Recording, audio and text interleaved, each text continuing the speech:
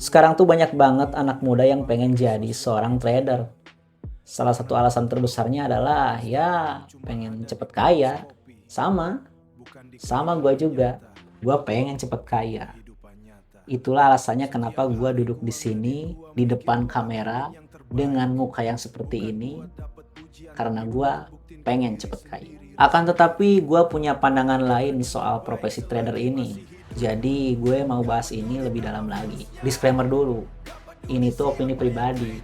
Jadi apa yang benar menurut gue belum tentu benar menurut kalian. Kenapa sih banyak banget orang yang pengen jadi seorang trader? Ya karena profesi itu sangat populer pada saat ini. Dikarenakan banyaknya para influencer yang pamer kekayaan, foto miliaran, naik private jet, mobil sport, dan kemewahan lainnya. Beberapa waktu lalu gue lihat di sosial media itu viral, ada video seorang anak. Dia itu punya ambisi yaitu punya target 1 triliun di usia 17 tahun dalam waktu cuma beberapa bulan aja. Gue nggak tahu video itu dimaksudkan cuma untuk viral sesaat, yaitu cari sensasi, atau mungkin benar bahwa itu ambisi. Memang terdengar gak masuk akal. Tapi nggak tahu juga apakah memang udah sampai 1 triliun atau baru dikit. Atau gimana gitu. Nggak tahu juga sih. Cuman ya kalau benar dapat 1 triliun cuman dalam beberapa bulan aja ya bagus, hebat. Setidaknya dapat 1 triliun kan bayar pajak, berguna buat negara. Ada juga anak muda yang ngaku punya 100 miliar. Cuman dalam beberapa tahun doang. Ya dengernya juga gua yang punya pengalaman kerja 2 tahun di pabrik, itu mungkin kalau ditotalin pendapatan gua itu sekitar 100 jutaan lah, kurang lebih. Itu tuh UMR Subang plus lembur, totalnya segituan. Tapi ya keren banget ada anak muda yang punya uang atau aset segitu di umur yang masih sangat muda. Gue jadikan itu sebagai motivasi agar gue lebih semangat lagi untuk belajar dan berkembang. Bukan untuk FOMO, ikut-ikutan, menuju jalan yang sama seperti mereka, karena setiap orang itu ada jalannya masing-masing. Kita juga harus kenali siapa diri kita. Influencer-influencer yang udah kaya banget itu pun juga masih dagang kelas. Plus ngasih sinyal. Banyak juga sih yang dagang kelas lain mereka. Mereka itu pinter banget. Mereka memanfaatkan peluang, pengalaman, dan kemampuan mereka untuk mendapatkan hasil yang pasti. Karena apa? Karena market itu tidaklah pasti.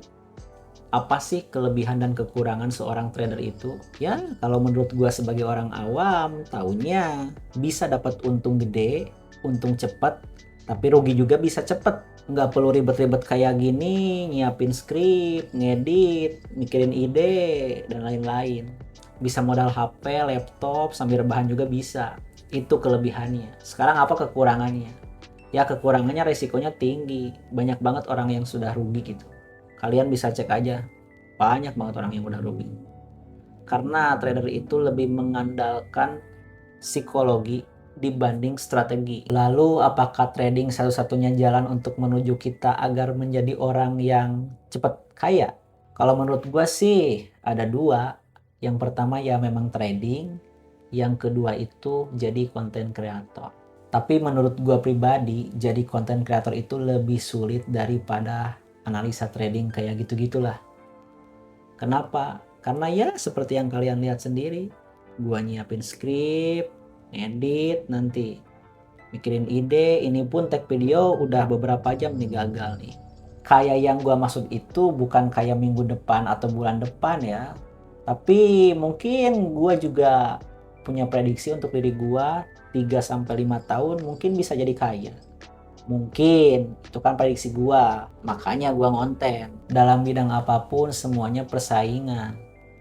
Intinya bijaklah dalam memilih pilihan yang ada. Karena pada dasarnya kita itu tidak akan pernah tahu apa yang akan terjadi pada diri kita di masa depan. Namun sedikitnya kita bisa memprediksi kemungkinan terkecil dan terbesarnya diri kita di masa depan. Kayak gue ini, gue punya prediksi, tapi kan gak tahu juga apakah benar atau salah. Cuman waktu yang bisa membuktikan. Jadi sampai jumpa, sukses selalu.